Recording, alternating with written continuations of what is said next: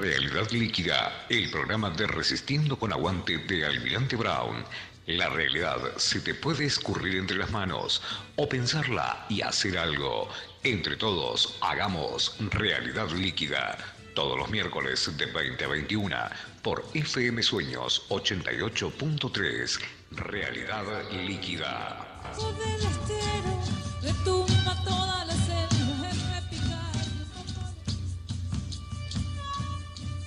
Entre todos, podemos entender las consecuencias del neoliberalismo, defender juntos los derechos adquiridos, luchar contra el apagón informativo de los grandes medios y buscar un país justo, inclusivo y soberano para nuestros hijos y generaciones siguientes. Entre todos, hagamos Realidad Líquida, el programa de Resistiendo con Aguante Almirante Brown. Un grupo heterogéneo de trabajadores, amas de casa, jubilados, militantes y profesionales de distintas áreas que más allá de las redes sociales interactúa cara a cara. Sumate, la realidad se te puede escurrir entre las manos o pensarla y hacer algo. Si todos hacemos algo por el otro, el país en el que vivimos será mucho mejor.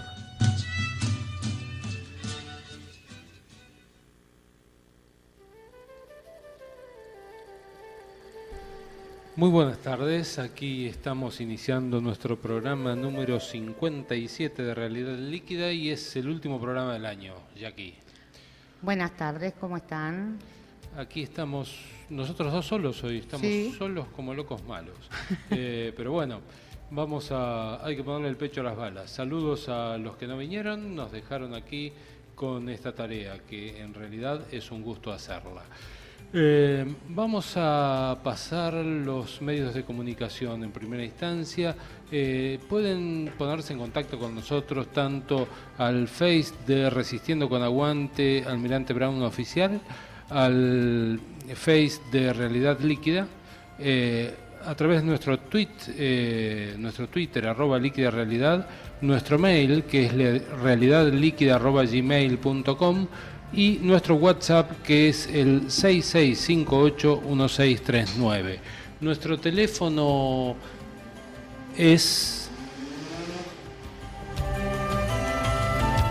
Para comunicarte 4299 1660. Grande nuestro operador que siempre nos saca del agua cuando nos estamos por ahogar. Está súper atento. Sí.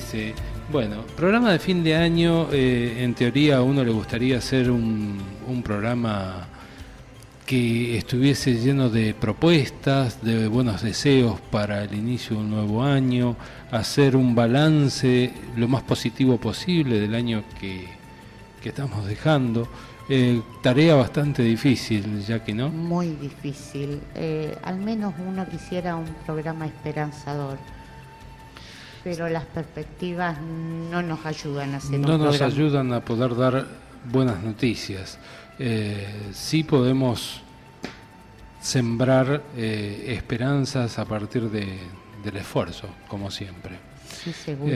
Qué sé yo, aquí un oyente, un amigo que estuvo recién con nosotros personalmente, nos da un dato, por ejemplo, que el nuevo obispo castrense tiene un sueldo de 100.000 pesos.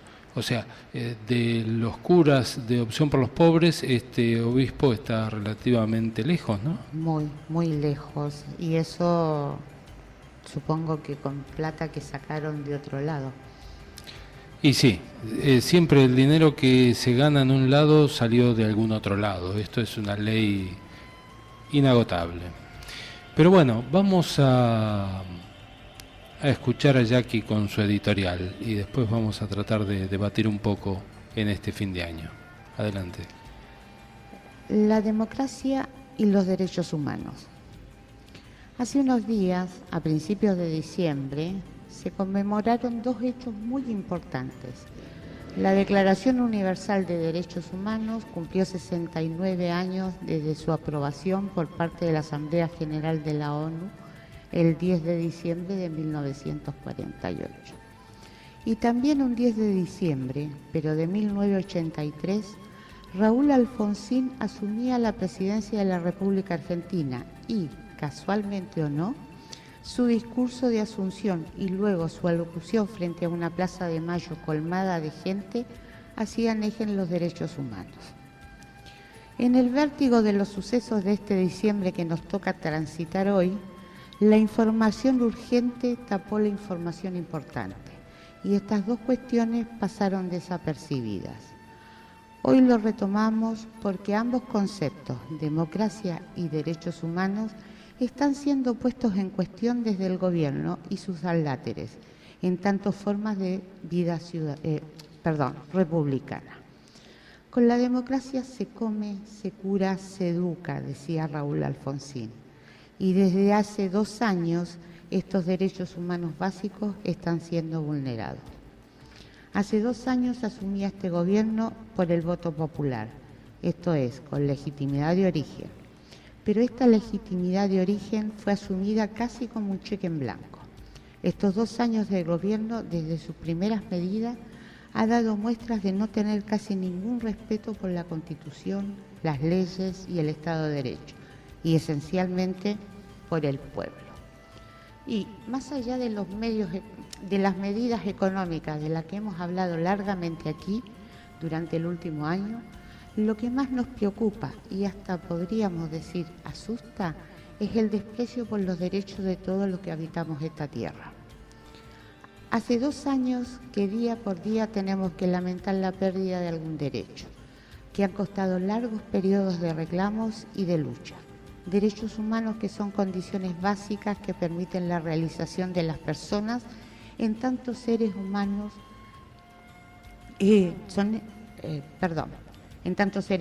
son vulnerados, son eliminados. El derecho a la vida, a la integridad física y espiritual, los derechos a la salud, a la educación, a una infancia plena, al trabajo, a una vejez digna, son derechos humanos básicos que hoy están en cuestión. El derecho a la libertad de conciencia, de credo, de ideología, de expresión que incluyen a todas las personas sin distinción de ningún tipo, hoy parecen meros enunciados vacíos de contenido. Ustedes se preguntarán por qué traemos a colación este tema. Porque todos los días, con una velocidad digna de mejores causas, se vulnera, se pisotea o se elimina lisa y llanamente algún derecho. Y nadie, o casi nadie, dice nada. Nadie parece reclamar. Y parece que nadie protestara, porque el primer derecho que nos han conculcado es el de informar y ser informados. Cientos de periodistas y comunicadores han sido despedidos, censurados, amenazados, prohibidos. Han cerrado diarios, revistas, canales de televisión, radios, retaseándonos la posibilidad de escuchar otras voces, no solo la voz oficial. Hoy, hace casi 2 años que Milagro Sala está detenida ilegalmente. La voz oficial nos dice que es culpable, no sabemos de qué, pero no dice que muchos organismos internacionales reclaman por ella y por otros dirigentes sociales a los cuales se los ha detenido arbitrariamente. Amnistía Internacional, el Comité de la ONU contra las Detenciones Arbitrarias, la Comisión Interamericana de Derechos Humanos, argumentan que no procede de su prisión, pero de eso no nos enteramos. La Corte Suprema de Justicia, con 2 miembros que se intentó nombrar por decreto, quiso instalar la doctrina del 2 por 1 para beneficiar a genocidas. Cuestión que está expresamente vedada por tratados internacionales que en nuestro país tienen rango constitucional. Solo la masiva movilización popular en contra de la medida logró que ésta se revirtiera. Luego vino la desaparición forzada y posterior muerte de Santiago Maldonado, muerte que aún no fue aclarada, en medio de una represión ilegal de Gendarmería, con el aval y la complicidad del Ministerio de Seguridad y el juez Otranto, quien entendía en la causa y que hubo de ser apartado de la misma por su vergonzosa actuación. Las masivas manifestaciones, muy pacíficas, fueron infiltradas por la policía, violentamente reprimidas por la misma y ninguneadas por la prensa. Luego, y sin solución de continuidad, vino el asesinato de Rafael Nahuel, quien fue baleado por la espalda por la prefectura naval hecho que se quiso hacer pasar como un enfrentamiento en el cual unos contaban con armas de fuego y los otros solo piedras y gomeras. Mientras tanto, una serie de funcionarios del gobierno anterior, De Vido, Boudou, Timerman, Zanini, por nombrar algunos, han sido detenidos en medio de show mediático sin precedentes, sin más causa que las sospechas de haber delinquido, mas sin nada probado. Curiosamente, varios funcionarios del gobierno actual, con causas tanto o más graves que las que se les imputan a aquellos, gozan del beneficio de la duda y de su libertad. Y de este modo llegamos a este diciembre, meteorológica y socialmente caliente. Un diciembre en que Correpi nos dice que en este gobierno muere un chico por día víctima de gatillo fácil. De todos modos, no salen los medios. Diciembre en el que se intentó y se logró aprobar una ley que le recorte ingresos. Sí, se les recorte ingresos a las capas más débiles y desprotegidas de la sociedad. Jubilados y pensionados, titulares de asignaciones universales por hijo, discapacitados y veteranos de guerra. Diciembre en el que ha habido represión para todos y todas, sin distinción. Viejos, jóvenes, mujeres, pobres, diputados y especialmente a la prensa. A nadie se lo priva de gas lacrimógeno o gas pimienta, de bastonazo, de balas de goma, de ser mojados por los camiones hidrantes. Te recortan ingresos, ya de por sí magros, y te pegan. Te despiden y te balean. Reclamas y te gasean. ¿Y los derechos humanos?, nos preguntamos. Bien, gracias. Se desmantelan los organismos dedicados a recabar y custodiar información para los juicios de lesa humanidad. Se tapan los lugares, por ejemplo el Palomar, el aeródromo del Palomar, donde podría haber pruebas para esos juicios. Hambre, desocupación, recortes, ajustes. Los jubilados, además de ingresos de miseria, además de reprimidos por pelear por sus derechos, son maltratados por el sistema inhumano de bancos. Los mandan de un lado para otro para cobrar unas monedas en este tórrido diciembre. Los derechos humanos, los más básicos y elementales, están siendo vulnerados y puestos en crisis. Es por eso que nuestro deseo para el año que comienza es paz, vivir en paz, en libertad y con derecho, porque como dice Rafael Correa, la paz no es ausencia de guerra o de represión en nuestro caso. La paz es sobre todo presencia de justicia, salud, educación, seguridad social, salarios dignos, necesidades básicas satisfechas. La insultante opulencia al lado de la más intolerable pobreza son también balas cotidianas contra la dignidad humana. Así es, derechos humanos que se empezaron a defender a partir de lo que mencionabas con Raúl Alfonsín, recitando el preámbulo cuando asumía aquel 10 de diciembre del 83, hace ya más de 34 años. Una UCR que fue ejemplo en aquel momento de lucha a favor de los derechos humanos, que dio un ejemplo al mundo de cómo un país podía tratar y salir de esa situación donde los derechos se habían perdido durante mucho tiempo, poniendo la justicia por delante. Y esa misma UCR hoy forma parte de Cambiemos, y esa coalición Cambiemos hoy pone a Echecolás en prisión domiciliaria, en su casa en Mar del Plata, para que pueda ir a la playa, supongo, cuando quiera. Parece más que fue más fácil darle la domiciliaria a Echecolás que dársela a Milagro Sala. Mucho más fácil. Y Milagro Sala tiró huevos.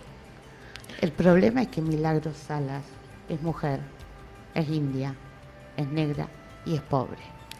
Eso en este país es un delito. Claro, eso pone a los derechos humanos en jaque en estos días, en estos tiempos que estamos transcurriendo. Por eso este nivel de injusticia parece ser el modus operandi del gobierno. La batalla cultural en relación a todos estos temas y a los despidos y a todo lo que viene ocurriendo, parece que tomó una manera de expresión o de reacción tomando las cacerolas. Sí, señor. Tomamos las cacerolas y es una reacción que no fue generada por la problemática mapuche, tampoco fue generada por los despidos a estatales, por los problemas con determinados sindicatos, ni por la censura a los medios de comunicación y especialmente a los comunicadores opositores que garantizan esa pluralidad necesaria en democracia. La reacción se generó a partir de la reforma previsional, o más que reforma, en el saqueo previsional. Claro. Perdón, Carlos, haciendo una salvedad, se les recorta a las jubilaciones, a las pensiones, a las asignaciones por hijo, a las pensiones por discapacidad, a los veteranos de guerra. Correcto. Pero los cacerolazos pedían, y me perdonen aquellos que hacían la lista completa, pedían por los jubilados. A eso me iba a referir, porque es como un factor común, ¿no? Jubilados todos seremos en algún momento, la gran mayoría, todos tenemos algún jubilado cerca, entonces es como que se hace causa común alrededor de esto, pero sí, los damnificados, yo por eso decía, es lo previsional, y lo previsional es abarcativo de todo esto que vos mencionabas. La reacción yo creo que debe ser por acumulación, ¿no? Y la pregunta que me surge a partir de esto es, ¿qué cosas acumulan a esa reacción? ¿Cuáles son las gotas que realmente llenan el vaso? Porque si Santiago Maldonado no llenó el vaso, ¿sí? Si Nahuel no llenó el vaso, está bien que se haya llenado con lo provisional, pero yo creo que debería llenarse más rápido el vaso. Deberíamos poner en valor muchas de las cosas que están pasando como para llegar a tener ganas de reaccionar. ¿Valor o precio? Ahí entramos en una discusión filosófica. Hay muchas cosas que tienen un valor. A ver, el valor de la vida es el valor supremo. Acá hay una cuestión de precio. La gente sale a la calle porque o es jubilada o en algún momento, más temprano que tarde, se va a jubilar. Le están tocando el bolsillo. Y sí, cuando nos tocan el bolsillo, salimos a la calle. Esto suena muy parecido al corralito, ¿no? Sí, cuando señor. esa víscera tan dolorosa, tan sensible, que todos tenemos, pero no tiene que ser la única, este es el punto. El gobierno cierra un 2017 a ritmo de cacerolas y perdiendo ese apoyo, de confianza. El índice de confianza que cae en estos días. Acá está llegando Marcelo, están llegando los refuerzos. Hola, ¿qué tal? Hola, Marce, ¿cómo estás? Decía que el gobierno se debilita en apariencia al tomar medidas tan impopulares, y la pregunta es, cerramos el 2017 así, y en el 2018, ¿cómo se articula el descontento ante el ajuste que está acelerando? Para mí el ajuste está acelerándose, no es una cosa que se va a amortiguar, que ya pasó, al contrario, creo que viene la peor parte. Y vamos a comentar algunos datos ahora. La pregunta es, ¿la CGT seguirá durmiendo en su comodidad? ¿Cómo se articula la respuesta política que de cuerpo deberíamos dar en una forma de resistencia a este ajuste que va a seguir arreciando, ¿no? Por lo pronto yo creo, esto es una apreciación absolutamente personal, que el gobierno va a tener un par de meses de gracia. En este bendito país, sobre todo en esta bendita ciudad, todo se aquieta, todo queda como en stand-by en enero y febrero. No hay sesiones en el Congreso, o hay para 2 o 3 temas puntuales. La mayoría de la gente está de vacaciones en su casa o en otro lugar. Así que supongo que va a ser un par de meses tranquilos. Ahora, a la vuelta de las vacaciones, yo creo que van a tener que hacer algo para mitigar. Alguna forma de contención, digamos. Porque, a ver, a la vuelta de las vacaciones, todos los que ahora son maestros o profesores provisionales en la provincia de Buenos Aires, o que todavía no tienen el título, pero en este momento están habilitados para dar clases, no van a poder hacerlo. Se los saca del sistema. Se quiere, no sé si se aprobó, no creo que está aprobada la ley que le saca los privilegios, y esto dicho con mucha ironía, a los trabajadores del Banco Provincia, que como aportaban más, se jubilaban antes, sí. Ya no lo van a poder hacer más. Lo mismo va a pasar con los docentes, que es por la otra caja por la que viene. Correcto, sí, tiene una caja complementaria. Es un caso similar, es Banco Provincia y docente. Claro. Entonces, cuando eso se ponga en práctica, porque todavía son cosas que están en el papel, todavía no se han puesto en práctica. Cuando eso esté en práctica, ¿qué va a pasar? Va a haber reacción. Va a haber reacción, obviamente. Y al mismo tiempo van a comenzar las clases, y esto implica costos a las familias, y lo estoy mirando a Marcelo, que tiene un hijo adolescente en escuela. No, y se viene la reforma laboral. Creo que ese va a ser un punto de inflexión fuerte. De lucha. Va a haber que poner el cuerpo. CGT, creo que ese es el. Si pasan esa barrera, bueno, ya cerremos todo. Claro, el punto Me niego a cerrar. El punto es qué papel va a jugar la CGT y hasta dónde las bases le vamos a tolerar a este triunvirato que sigan haciendo la payasada que están haciendo. Porque en realidad están entregando a todos los compañeros de los distintos sindicatos atados de pies y manos, porque no hay una forma de articulación de conjunto que dé la fuerza necesaria para poder dar la respuesta que esta problemática merece. De hecho, si la UOM se está abriendo. También. La UOM se está abriendo, o sea, está habiendo algunos movimientos, la UOM se abrió, la línea federal, digamos, de los sindicatos también se ha expresado en disconformidad, en disonancia. Lo que se llama hoy la CGT Luján, que ellos dicen que no pasa nada, pero de hecho hay una CGT Luján. Hay un acuerdo ahí que lo que le falta a ese acuerdo sí es una articulación política.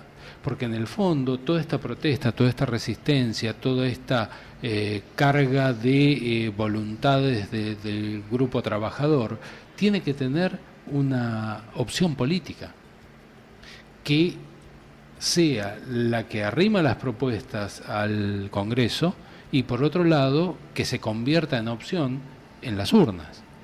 Y esto pone de cara al peronismo en la necesidad de discutir su interna y dar una respuesta a la altura de las circunstancias, si quieren seguir siendo peronismo, digo.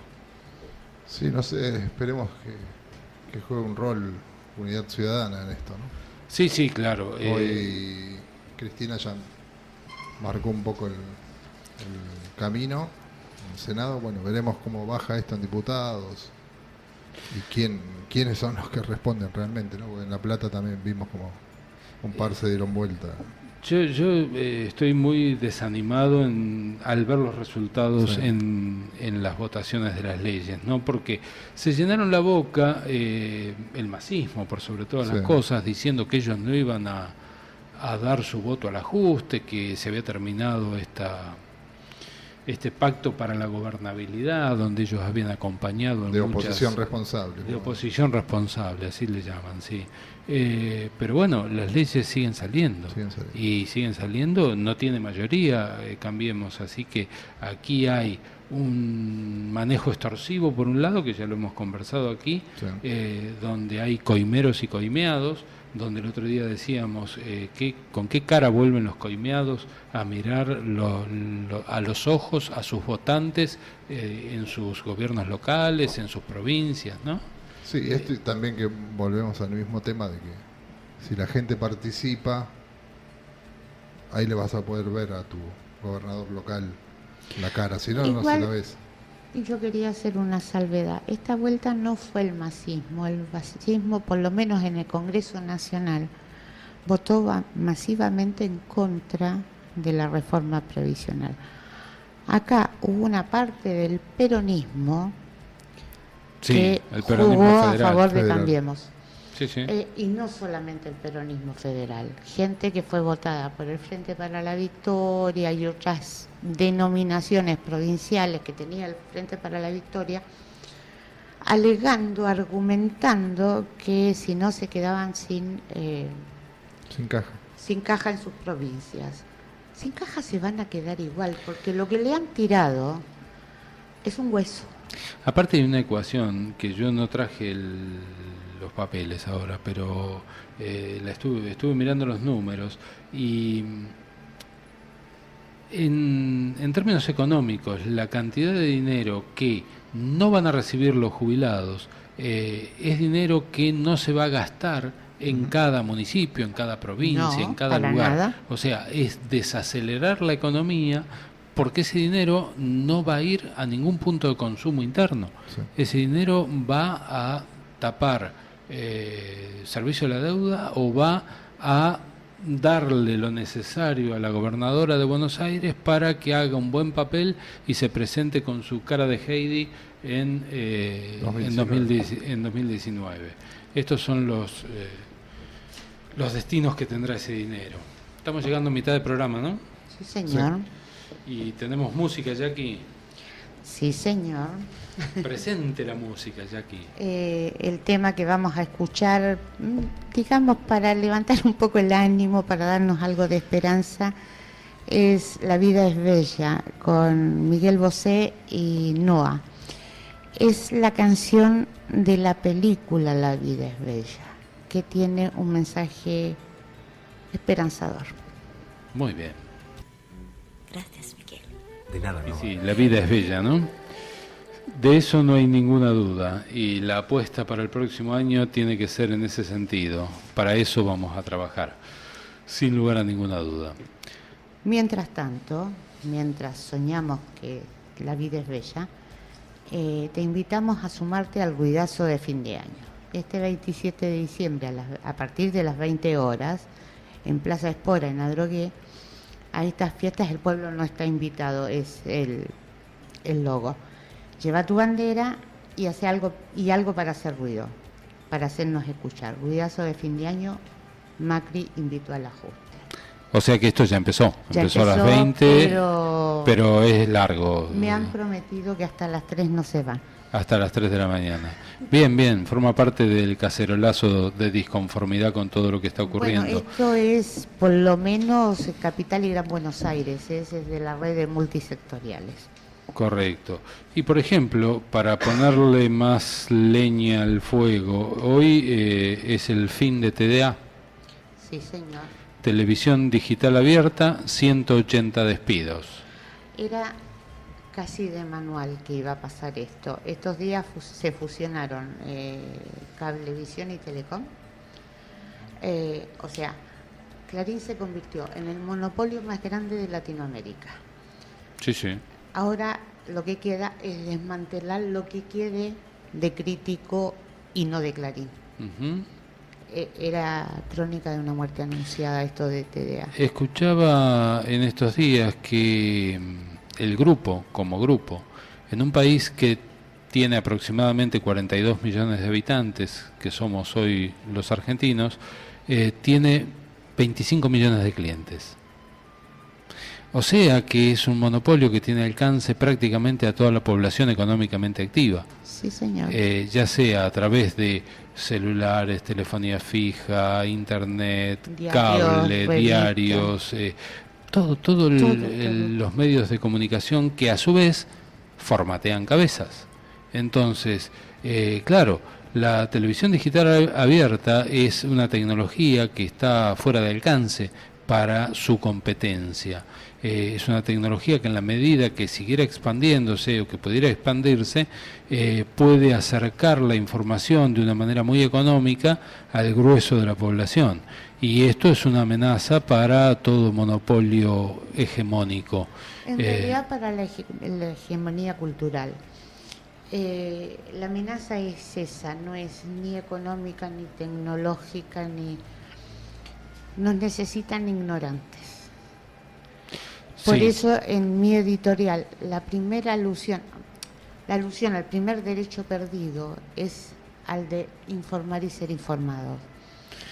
Sí, yo diría que el primer derecho perdido es ese, sin lugar a ninguna duda, informar, ser informado y a partir de eso tratar de desarrollar un espíritu crítico adecuado a los tiempos que vivimos. Y en el otro extremo yo pondría la pérdida de lo que es la justicia.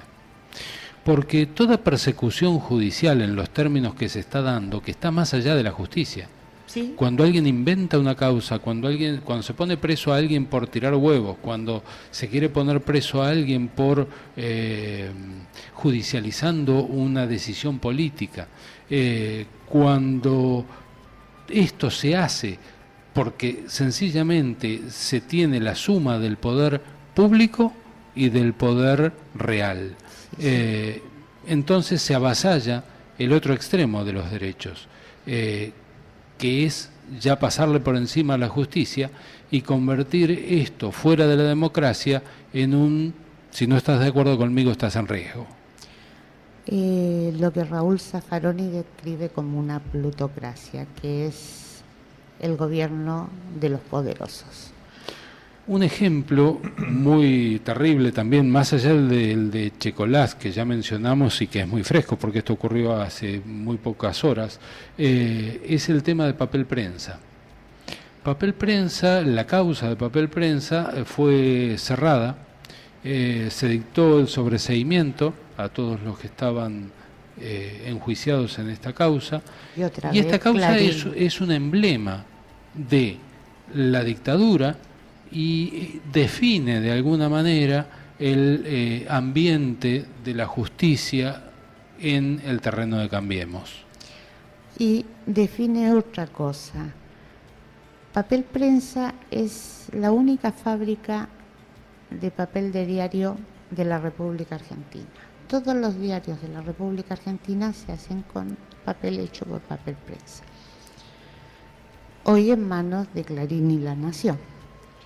O sea, que si ellos quieren que salga un diario, sale. Si no quieren que salga un diario, no hay papel.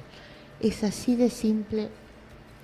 Pero fíjate el hilo de coherencia, ¿no? Que va entonces desde el momento en que se quedan con papel prensa, ya por el 77, 78, donde si no tenías papel no podías informar, no podías hacer diarios, a el manejo de todos los medios de comunicación hoy. Los medios de comunicación hoy han sobrepasado al papel por una cuestión tecnológica que todos conocemos, sí. Pero la coherencia del manejo para manejar las cabezas, para informar y desinformar, para dar un mensaje único, es exactamente lo mismo. Sí, sí, sí. Desde aquel año 78 hasta hoy, coherencia total para esta gente. La coherencia llega a tal punto que en la represión de los otros días del 18 de diciembre, los más afectados, además de los pobres viejos apaleados y demás, fueron camarógrafos, fotógrafos aficionados, fotógrafos profesionales. O sea, la noticia, lo que dan ellos es noticia, el resto no existe. Y vos fíjense que justamente todo el saqueo a lo previsional, a través de todos los medios al mismo tiempo, que Marcelo lo graficaba muy bien en el programa pasado, se lo trató de ocultar detrás de del gordo mortero. El gordo mortero, que es un funcional a todo esto, un tipo muy poco inteligente, por supuesto, porque no podés dar de comer de esa manera, sobre todo si fuiste candidato a diputado, no sé, es incomprensible lo que hizo este señor gordo mortero, y el otro mensaje era que el 70% de la población estaba enojado por la violencia que se había desarrollado en la plaza. Cuando la violencia, más allá de que estaba el gordo mortero y que había un grupo de violentos, yo no lo voy a ocultar, también había muchos infiltrados, porque del 100% de todos los que cayeron presos, ninguno fue retenido. ¿Por qué? cuando en las veces anteriores, en las manifestaciones anteriores, a la gente la habían tenido durante fin de semana completo. No, aparte muchos... que está documentado, porque está bien, tienen la suma de los medios, pero están las redes y la gente saca fotos y filma. Hay una cantidad importante de policías que eran los que estaban tirando piedras, que provocaron que otros policías reprimieran, pero no a los que estaban tirando piedras, sino que a todo el resto del mundo. Había una nota muy interesante de un sociólogo en Página que hablaba de esto, que fue un punto de inflexión la comunicación en las redes de este hecho. Cómo que internamente en el gobierno como que les pegó, están estudiando mucho este tema de... Se empezó a citar a la mañana y a la tarde había un montón de gente, y a la noche de vuelta los benditos cacerolazos, sí. Que no los pudieron manejar a través de su manejo con los trolls. Claro, llegando a la barbaridad de que un periodista de los de ellos, que no le voy a hacer el honor de nombrarlo, dijo que eran a favor de Macri y cambió el cantito que había para decir no, que estaban a favor. O sea, llegaron a tal punto, la posverdad llega a tal punto que un hecho que es evidente, a ver, salvo que fuéramos todos sordos, escuchamos lo que se decía. Sí. Y este señor quiso cambiarle sentido a las frases para decir que eran a favor del gobierno, de apoyo al gobierno. Yo tampoco lo voy a nombrar, pero ni siquiera ese tipo es periodista. Ese tipo es un pésimo relator de fútbol que, bueno, devino en una oreja del gobierno para tratar de hacer un negocio personal por un lado y por otro ser chupamedia del poder, ¿no? Sí, y hablando de violencia, ¿no? También la violencia la generan los números. Yo estaba mirando una nota de la Bolsa de Comercio de Rosario, ¿no? Que hablaba sobre los jubilados y pensionados con esta reforma mínimo van a perder 50.000 millones de pesos en haberes. Mientras tanto, en este año la quita de retenciones a la soja fue de 18.000 millones, que es gente que llega a fin de mes. No pasa ninguna necesidad. Claro, la quita de retenciones al trigo, a la soja, al maíz y al girasol fue de 64.000 millones, ya suma 64 más 18. Después la baja de la cuota 82 a bienes personales es de 31.357 millones.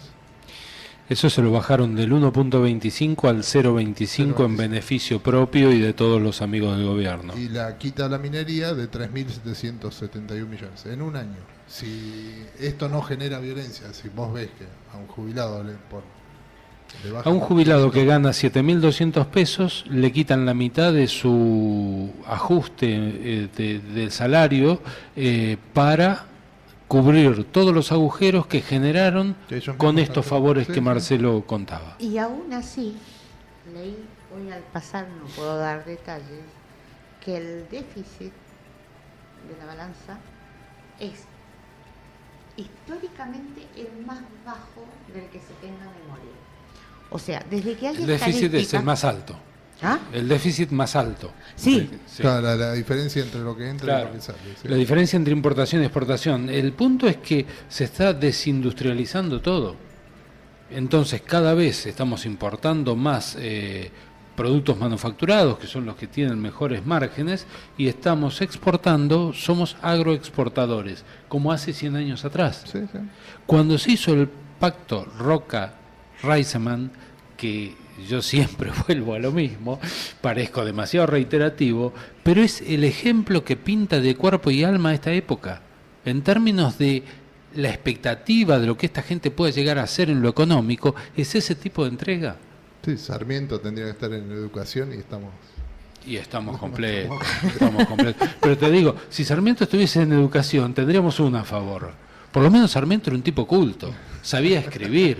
El Facundo es un gran libro, a pesar de que a mí Sarmiento no me simpatizó nunca. Yo leí el Facundo porque trato de informarme desde todas las vertientes, pero eso comparado con el Bullrich, que ahora es senador, bueno, cambiamos un maestro real como Sarmiento por un burro real como Bullrich. Sí. Entonces, bueno, me quedaba con Sarmiento de todos modos, ¿eh? Bullrich. Bullrich. Hay que sacarle la L.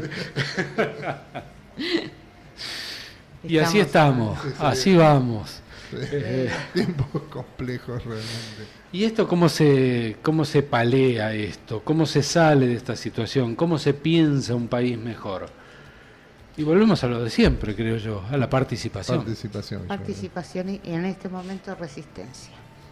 O por lo menos, si no participás, pensar un poco lo que está pasando. Básicamente creo que no. Si no vas a participar activamente, por lo menos pensar, apagar un poco TN y mirar lo que está pasando alrededor. Yo creo que la participación es fundamental,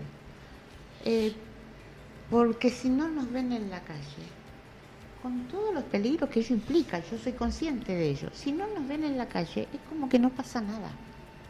O sea, de repente, pudieron el otro día, o por lo menos lo intentaron muy bien, tapar una manifestación de 500.000 personas, más las 150.000, 200.000 que hubo el día anterior,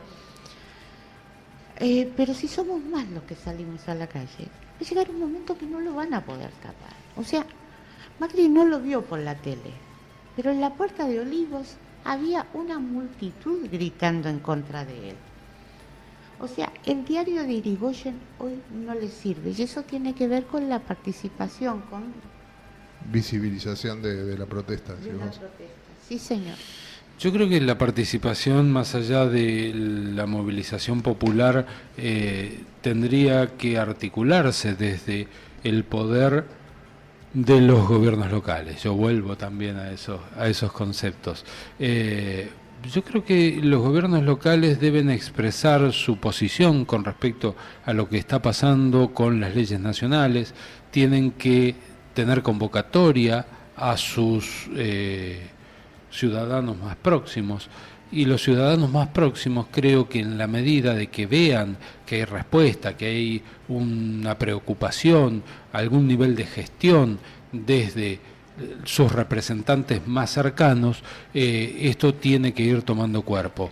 Creo que no vale que los representantes del pueblo, ya sea a nivel ejecutivo o a nivel legislativo, de las distintas comunas o de las provincias, se mantengan en silencio en relación a esto. Nosotros acá tenemos concejales con los que tenemos relación y sabemos que los invitamos, vienen, que están movilizados, pero en todos lados no pasa lo mismo. Todos los concejales no hacen su trabajo de representantes de una fracción de esa población para defender sus derechos reales en términos de expresarlo, poner el cuerpo y movilizar. Sí, poner en palabras el compromiso. Hay una en palabras y en acción. Sí. Hay una cuestión que a mí siempre me ha molestado y mucho. Tengo muchísimos años de militancia, y es que los sectores populares comunicamos mal. Doy fe de que el gobierno local está haciendo cosas, lo que puede y como puede, pero comunica mal. Y no es la excepción, es la regla. Sí, es probable que... Yo creo que nosotros somos fruto de una mala comunicación. Si hubiese una buena comunicación, si hubiese una buena articulación de todos los representantes del pueblo en cada ciudad, nosotros casi no tendríamos sentido en este rol que nos hemos propuesto desarrollar. Entonces, creo que el hueco ya se visibiliza ahí. Cuando uno encuentra este espacio y es uno el que termina invitando a los representantes del pueblo, elegidos por el pueblo, bueno, quiere decir que estamos poniendo el carro delante del caballo en algunos casos. Yo creo que tendría que haber una inquietud real por tener esta ida y vuelta con la población y tratar de poner mayor interés en la gente, y que la gente, a partir de esa participación, obviamente va a desarrollar una credibilidad mayor sobre la política y va a empezar a ver la política como una herramienta de posible transformación de la realidad, donde si no somos artífices de esa transformación, la transformación la va a hacer otro. Siempre se va a transformar la realidad. Y si uno no hace algo por transformarla en el sentido que uno cree que tiene que ser esa transformación, la transformación va a ser en algún otro sentido, porque alguien la va a hacer. En el sentido que va ahora. Sin lugar a dudas. Esto pasa en realidades políticas a nivel nación, a nivel provincia, a nivel municipio, pasa dentro de las empresas, pasa en todo lugar donde se hace política, y la política está en todas partes. Dentro de los colegios, en las cooperadoras de los colegios, quien no haga algo para mejorar la condición de educación de sus hijos, va a ver que ocurren cosas que por ahí no le gustan, pero hasta que no se meta, no va a lograr corregirlo. Sí. Somos seres políticos, vivimos en un mundo gregario, vivimos en un mundo de relaciones, y esas relaciones son políticas. Y el discurso nuestro tendría que estar dirigido a defender la política partidaria. ¿Por qué? Porque en los tiempos que corren, entre otras cosas, hay un discurso antipolítica. Sin lugar a dudas. Los políticos son todos iguales, son todos chorros, y no son todos iguales, y no son todos chorros, y tenemos 12 años para dar ejemplos de transformación cuando se tiene ganas, cuando... Sí, pero también política como un sentido más abstracto también, por decirlo de alguna forma, extra a lo que estamos diciendo. Si vos participás, estás haciendo política, y no es porque vos estés en política te convertís automáticamente en chorro. Es totalmente al contrario. Vos podés tener, si participás, tenés control sobre lo que se está haciendo y a quién votaste también. Yo creo que lo que se ha deformado es la democracia. Yo estaba con ganas de hacer una editorial que tomara como base la democracia de las ciudades-estado de Grecia, porque ellos tenían una concepción de la democracia distinta a la que tenemos nosotros. Nosotros hemos tomado estrictamente el nombre de democracia, pero el valor de la participación y el peso de la palabra del pueblo, en aquel caso, era 100% cierta, y aquí, a través de una forma de representatividad donde uno cede el poder cuando vota, esto se ha vaciado bastante del poder realmente del pueblo, y las estafas ocurridas, tanto sea por aquellos que prometen y después hacen todo lo contrario, o por aquellos que se venden al mejor postor y después ponen el voto en contra de los intereses de quienes lo pusieron en ese lugar a ellos, por cualquiera de estas dos vías la democracia se deforma, y se deforma porque es representativa. Yo creo que este debate hay que empezar a darlo para que caiga en cuenta el valor de la participación para revalorizar la democracia, y en tanto la democracia sirva para que se cumplan las plataformas de gobierno, las promesas y los anhelos de la base, por sobre todas las cosas, las necesidades de la base, entonces vamos a poder creer que la política sirve para transformar la realidad, y cada vez vamos a participar con más ganas. Sí, Modesto Guerrero, ¿te acordás? Comentaba claro. Un poco esto. Sí. Tenías por ahí un sindicato de zapateros o de artesanos que estaba representado en el Congreso. Es una forma diferente de democracia, es mucho más participativa.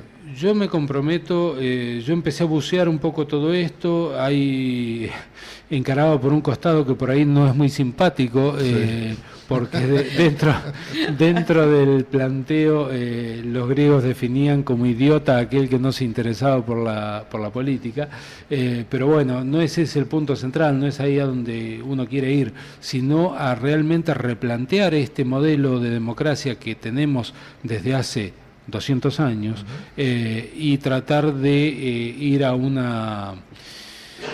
a promover la participación, más allá de que el día de mañana ojalá la democracia fuese más directa, ¿no?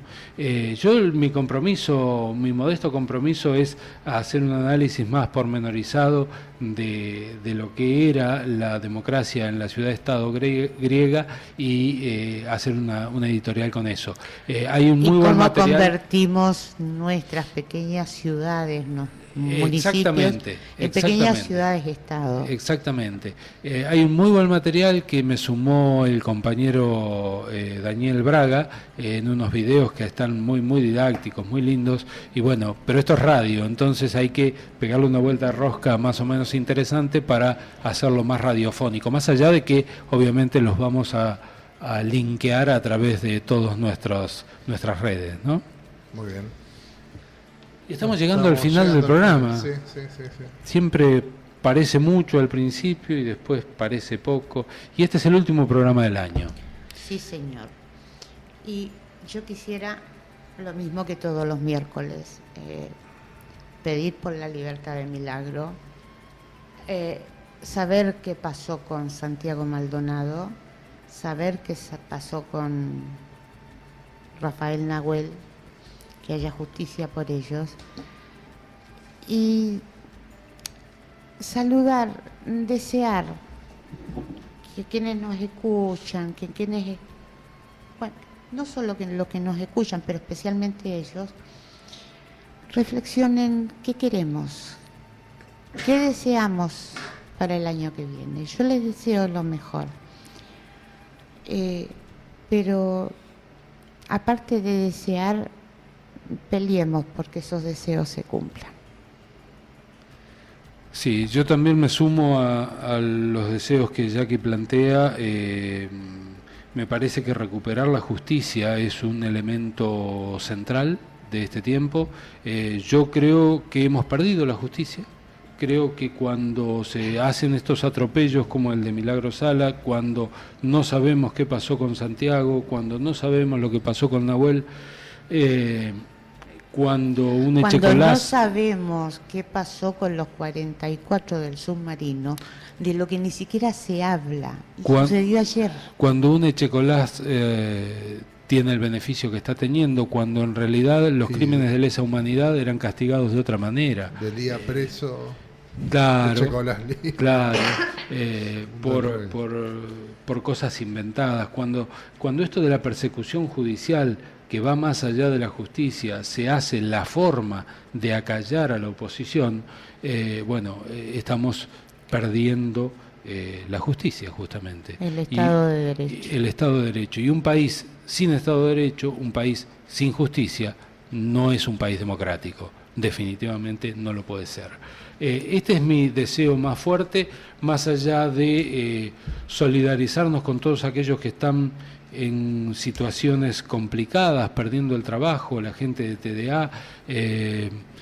Me han informado gente allegada de la familia que trabaja en AFIP, que se pronostican 2.000 despidos en AFIP en este tiempo, en el correo también. Están ocurriendo un montón de despidos de a 70, de a 100, de a 15, de a 4, de a 10, en muchos lugares del Estado. El ajuste del presupuesto lo están haciendo a costa de la gente. Es mentira que hay una modernización del Estado, porque una modernización del Estado no tiene nada que ver con esto. No. Una modernización del Estado implica estudiar los procesos, implica mejorar los procesos, hacer una reingeniería o mejora continua, según corresponda técnicamente, significa incorporar tecnología, capacitar a la gente, y si hay gente que se desafecta de alguna tarea, hay que ver dónde se reasigna, cómo se reasigna, qué nivel de instrucción tiene que tener esa gente. Y también que desafecten gente. Es una salvedad chiquita, porque ya no existe más. El tema es que el gobierno anterior había creado empleo público, pero no como lo crean todos, sino que porque había donde trabajar. Están cerrando tanto organismo que esa gente sobra. Y no crean otros, entonces no hay donde ponerlos. Y todo lo que tenga que ver con lo social lo están cerrando, por ejemplo. En AFIP lo que está ocurriendo es eso. Pero bueno, yo lo que quería terminar de cerrar era que cuando se dice que se quieren que lo privado tiene que absorber parte de esta mano de obra, primero tiene que haber un mercado del lado de lo privado, tiene que haber un acuerdo con el gobierno, tiene que haber un acuerdo, ese acuerdo tiene que incluir qué capacitación necesita esa gente para que una vez que sale del Estado ingrese a lo privado. Así se desarrolla una estrategia.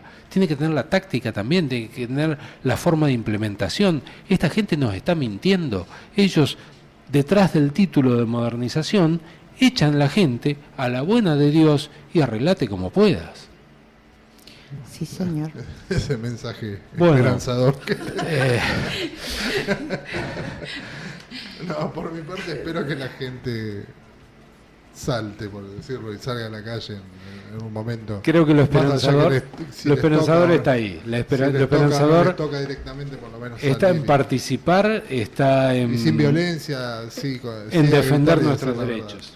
Y pueden empezar hoy yendo al ruidazo. Al ruidazo que está en este momento en su apogeo. Sí, señor. Y nos vamos con Calle 13 hasta el año que viene y un abrazo muy grande, los mejores deseos para todos y nos estamos viendo el próximo miércoles a la misma hora. Buen año.